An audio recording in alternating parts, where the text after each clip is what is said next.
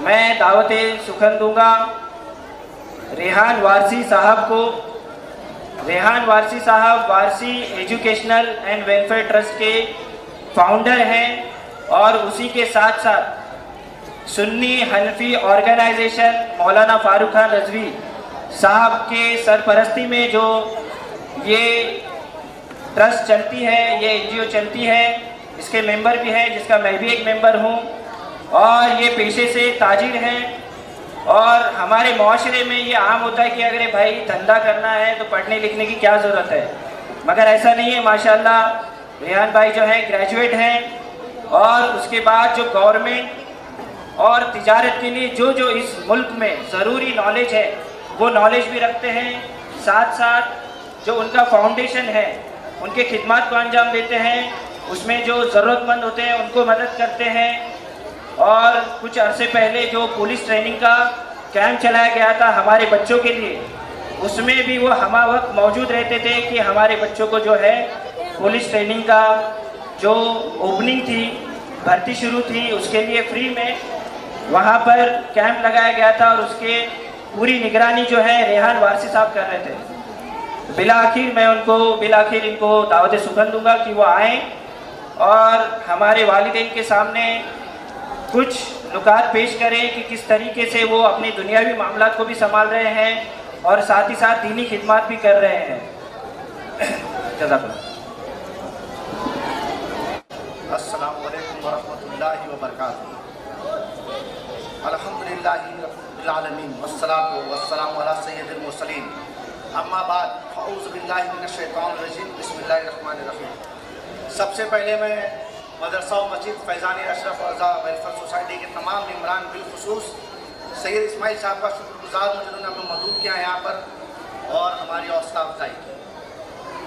आज का जो टॉपिक मुझे दिया गया है कि हम फलाही तंजीमें किस तरह से चलाएँ, जिसको हम आम ज़बान में NGO कहते हैं।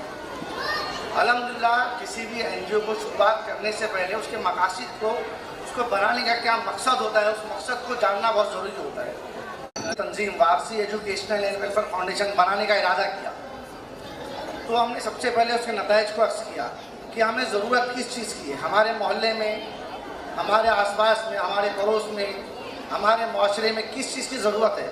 तो हमने सबसे पहले एक चीज़ को बहुत महसूस किया अपने इलाके के अंदर कि वह मजहबी तालीम की कमी, और जिसकी वजह थी कि हमारे इलाके में कोई किसी भी तरीके की कोई तंजीम काम नहीं करती थी इसके ऊपर।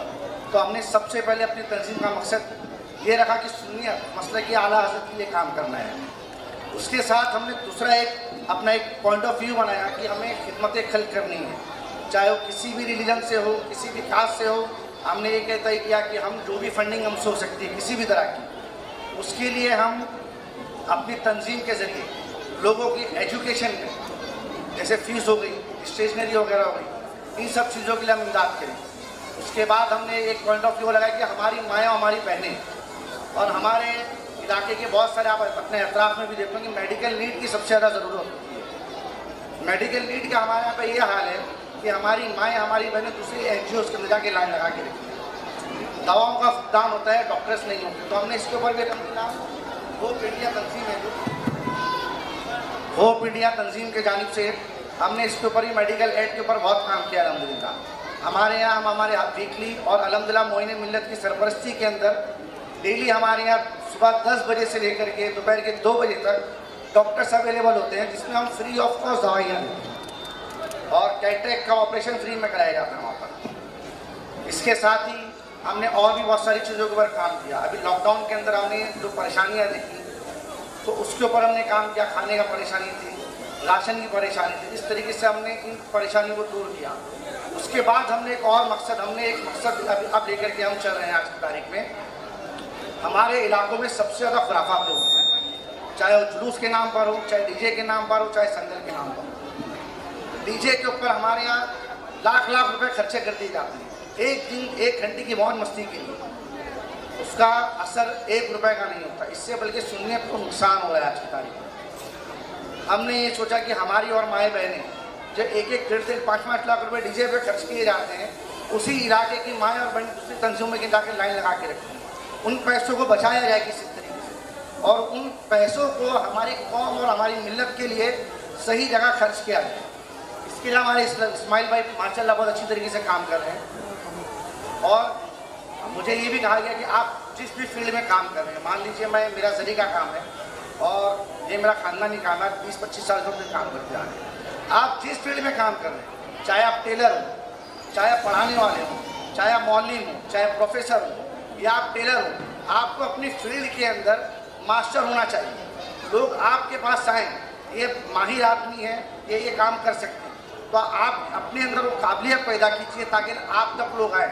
अपनी काबिलियत को बढ़ाइए और बढ़ाने के लिए आप क्या कर सकते हैं, किसी की मदद, किसी तरह की मदद की ज़रूरत है तो इस्माइल भाई जैसे उन लोग मौजूद हैं, हमारे डॉक्टर साहब आफाक भाई मौजूद हैं, हमारा अनीस भाई नक्शबंदी मौजूद हैं। तो ऐसे लोगों से आप कांटेक्ट कीजिए और किस तरीके से काम करना है, आपको किस चीज़ की ज़रूरत है वो ये लोग प्रोवाइड करेंगे। उसके बाद मैं बहुत सारी तंजीमों से जुड़ा हुआ हूँ, जैसे सुन्नी हनफी ऑर्गेनाइजेशन। हमारी इस तंजीम का मकसद ही सिर्फ रद्द बातिला है। हम इस तंजीम से कोई दूसरा काम नहीं करते। इस तंजीम का मकसद ही मसलक के आला हज़रत, मसले के हक़ की और हक़ानियत की। जो मसलक के हक़ है, आज की तारीख में मसलक के अहले सुन्नत कहने वाले बहुत सारे लोग हैं, लेकिन मसलक के अहले सुन्नत वही है जो मसलक के आला हज़रत पर चल रहा है। तो अपने आप को मसलक के आला हज़रत का पैरोकार बने। यही वो मसलक है जो आपको इश्क़ रसूल सिखाता है। यही वो मसलक है जो आपको सहाबा का मोहब्बत सिखाता है। यही वो मसलक है जो आपके अहले बैत की मोहब्बत सिखाता है और इन तमाम औलिया इकराम की मोहब्बत सिखाता है। और इसका एक जुमले में अगर आप इन तमाम मोहब्बतों को जमा किया जाए तो मसलक के आला हज़रत है। तो आपको मसलक के आला, आप भी और अपने बच्चों को भी मसलक के आला हज़रत पर चलने वाला बनाइए। आप अपनी सांस जिस तरह से लेते हैं उसी तरह से मसलक के आला हज़रत हमारी सांसों के लिए ज़रूरी है। जब तक आप मसलक के आला हज़रत पर कायम रहेंगे, आपका बच्चा ईमान के ऊपर रहेगा। मसलक के आला हज़रत से जो हटा वो गुमराहियत की तरफ चले जाता है। और अब जो हमारे डॉक्टर साहब ने, हमारे सैयद इस्माइल साहब ने एक अपील के लिए कहा था कि मदरसा फैज़ मस्जिद फैज़ान अशरफ और रज़ा, आप इसके साथ में भी जुड़िए। अल्हम्दुलिल्लाह हमारे सैयद साहब बहुत अच्छा काम कर रहे हैं और जिस भी तरीके से हो इनके एजुकेशन के अंदर आप हेल्प कीजिए, माली ताउन कीजिए, अपने बच्चों को भेजिए। उसके बाद अकायद सुन्नत अहले सुन्नत का सही अकीदा सीखने के लिए हमारी तंजीम सुन्नी हनफी ऑर्गेनाइजेशन के अंदर जुड़िए, हमारे ग्रुप्स के साथ में जुड़िए।